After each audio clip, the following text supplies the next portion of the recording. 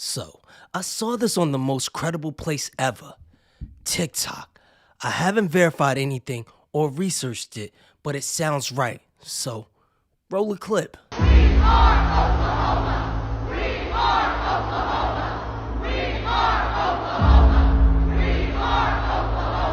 So activists occupied Oklahoma Capitol on Monday to try to stop conservative lawmakers from passing bills banning the transitioning of children in the state, as well as restrictions on teachers hiding trans identity from their parents. You know, seeing all of these adults protesting, wanting these children to have this affirming care and mutilation of their body, got me to thinking, I wonder how many people actually know the dark history of gender affirming care and where it all came from. Gotta stop you right there. See, the right wants you to believe that most people on the left believe in a lot of this stuff, but the truth is, most people don't.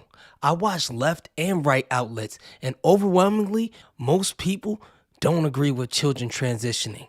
Now, when you're grown, it's your life. Do whatever you want.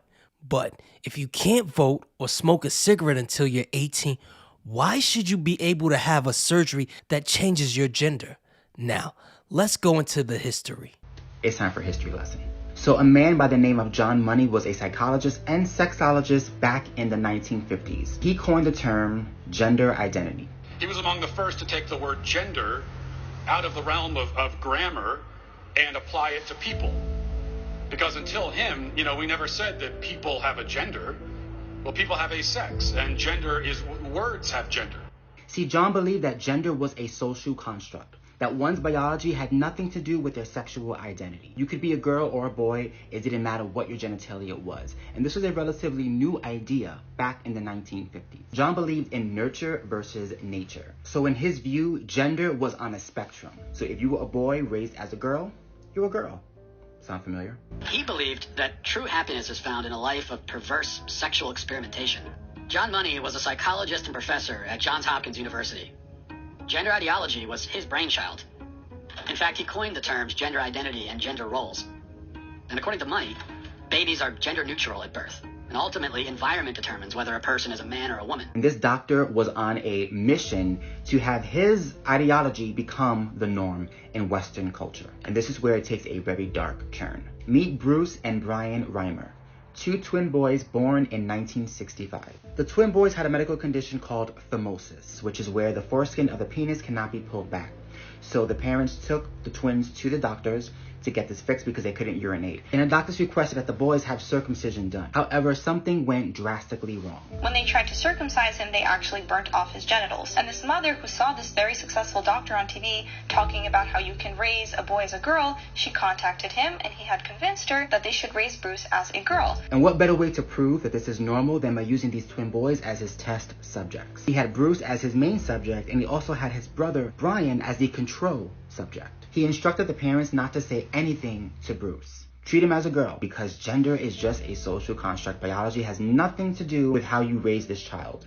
Now, Dr. Money knew that this was an experimental type of ideology, but he still went along with it and convinced the parents who were desperate to go along with this scheme. Unfortunately, this set Bruce up for a very, very hard life. See, he went from Bruce to Brenda, believing he was a female, but never truly feeling like a female. His biology was calling him to be a male, but society was calling him a female.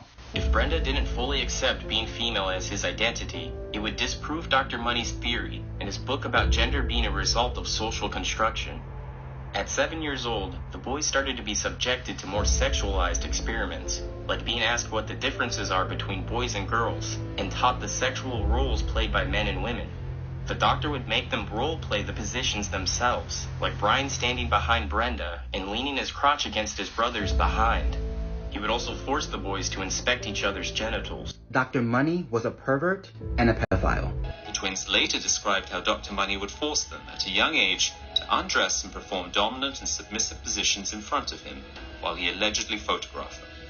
Brenda continued to struggle. And then Dr. Money had the bright idea to have Brenda undergo a vaginoplasty. He even had her meet with an actual transgendered person to convince her to have the sex change. Is there anything you'd like to ask me or anything you'd like to say?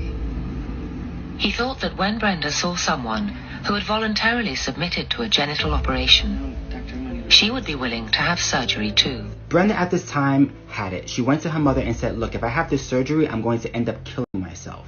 Brenda's mom, out of desperation, finally told her the truth, that Brenda was really Bruce, a male at birth. Brenda was relieved. He ended up changing his name to David, got off of all female hormones, and had reconstructive surgery to resemble the male anatomy again.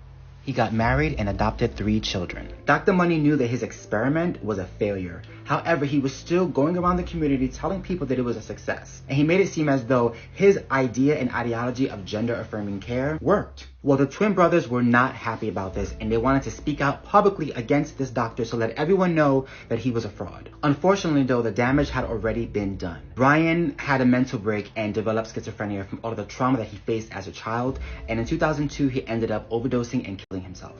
2 years later, in 2004, David killed himself.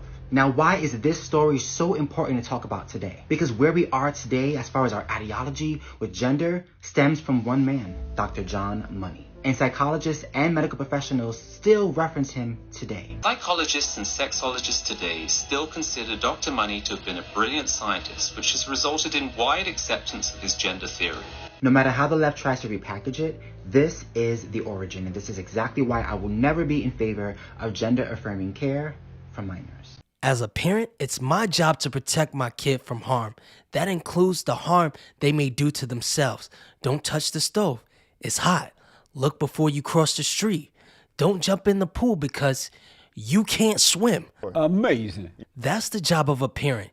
You don't experiment with people's kids. It's that simple. And this is the topic that Trump is running on. So the next election is going to be interesting because the majority of us, like 80% of us, do not care about left-wing or like extreme right-wing views. 80% of us sit pretty close in the middle. And we sway left or right based on a couple issues mainly. Like I'm talking about people who have to pay their own rent. Like if you're a kid, your feelings are meaningless.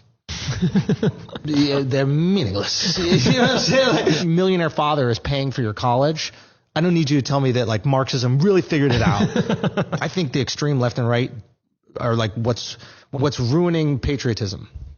Because they're stealing what I'm proud of America for. I'm proud of the tolerance, but they're so fucking tolerant. You identify as a ghost? Okay, you're a ghost, right? And then the right is like stealing, waving the flag and freedom of speech, but it's like, I love freedom of speech and I love the flag, but now I feel like I'm at a fucking rally. So you stole it from me. What can I be proud of anymore? You've taken my identity. Yeah, it's kind of hard to pick a side when both sides are saying a lot of dumb stuff, in my opinion. I'm out. Rim low on my fitted, dreams has always been vivid. I'm just trying to go get it, catch me right